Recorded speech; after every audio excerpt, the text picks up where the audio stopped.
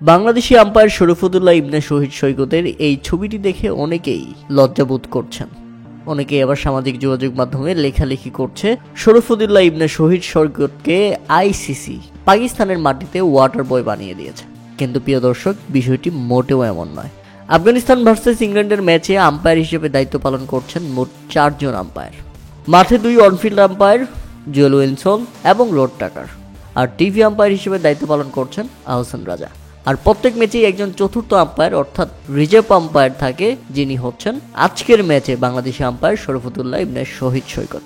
আর চতুর্থ আম্পায়ার কিংবা reserve umpire এই জন্যই রাখা হয়, যদি কোনো আম্পায়ার অসুস্থ বোধ করেন, যদি কোনো আম্পায়ারের কোনো সমস্যা হয়, সেক্ষেত্রে তিনি অনফিল্ড আম্পায়ারের দায়িত্ব পালন করবেন। এখানে আজকে চতুর্থ আম্পায়ার হিসেবে বাংলাদেশি আম্পায়ার শরীফুদ্দৌলা ইবনে শহীদ সৈকত আছেন, যে কারণে তিনি মাঠে থাকা তার সতীর্থ আম্পায়ারদের জন্য ড্রিঙ্কস ব্রেকের সময় পানি নিয়ে যাচ্ছেন। এটা অসম্মানবোধ কিংবা ওয়াটার বয় বনে যাওয়ার মতো কিছু না, এটা বরং সম্মানের কাজ।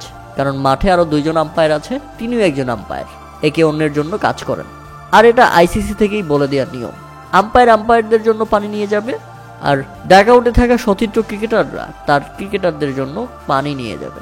এখানে পানি নিয়ে যাওয়াটা অসম্মানের কিছু নয়, অথবা পানি নিয়ে গেলেই যে আপনি ওয়াটার বয় হয়ে যাবেন এমন কিছু নয়। কেননা যেদিন এই বাংলাদেশি আম্পায়ার শরীফুদ্দৌলা ইবনে শহীদ সৈকত অনফিল্ড আম্পায়ারের দায়িত্ব পালন করবেন, অন্য যে কোনো আম্পায়ার, আপনি উইলসন বলেন, রড টাকারকে বলেন কিংবা আহসান রাজাকে বলেন, যারাই চতুর্থ আম্পায়ার কিংবা রিজার্ভ আম্পায়ার হিসেবে দায়িত্ব পালন করবেন সেই ম্যাচে, সেদিন শরীফুদ্দৌলা ইবনে শহীদ সৈকতের জন্য তারা পানি নিয়ে যেতে বাধ্য। কেননা এটা আইসিসি থেকেই নিয়ম।